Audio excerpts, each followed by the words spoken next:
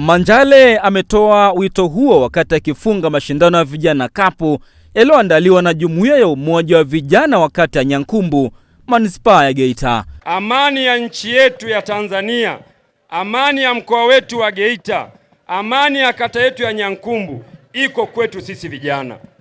Na leo napofunga mashindano haya, kijana wa Nyankumbu na wa Geita, ondoka ukijua umebeba mstakabali wa amani ya nchi yetu na ya kata yetu ya Nyankumbu. Katika fainali hiyo, timu ya Mkolani FC imeibuka bingwa kwa kuifunga Uwanja FC kwa mikwaju ya penalti 3-1, huku katibu wa chama cha soka wilayani Geita Shafi Mwenyimvua ameiomba CCM kufanya marekebisho ya uwanja huo. Lakini wote tumeshuhudia aina ya uwanja ambao umetumika kwenye michuano hii. Sio uwanja rafiki.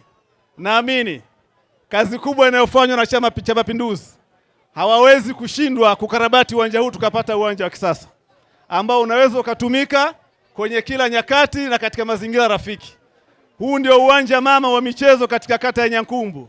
Uko katikati ya mji na ndio uwanja ambao unatengeneza na kuibua vipaji kwa miaka mingi. Kiwanja hiki pamoja na kiwanja cha Mkolani, mimi nikuhakikishie tayari tulikuwa tumeshaliona jambo hili, na kupitia umma huu niseme kwamba tunayo pesa ya kianzio ambayo inaweza ikatumika kwa ajili ya kufanya leveling. Tunachoenda kushirikiana kama ODC ni kulifanya jambo hili kuwa rasmi na kuwaomba wataalamu pamoja na chama cha mpira tuje tushirikiane hapa, angalau tuweke mazingira ambayo yataruhusu tena mechi kuchezwa hapa katika mazingira mazuri. Mtu yoyote atakaye kuja kusema jambo linalohusu vijana, akisema atafanya, mimi naanzia hapo utekelezaji, si ndio jamani? Lakini maana yake tutashirikiana naye kuhakikisha uwanja wa Nyankumbu unachezeka vizuri. Tuna vipaji vikubwa ama. Tumeona kina Faisali wapo. Kutoka Geita, mimi ni Mrisho Sadik.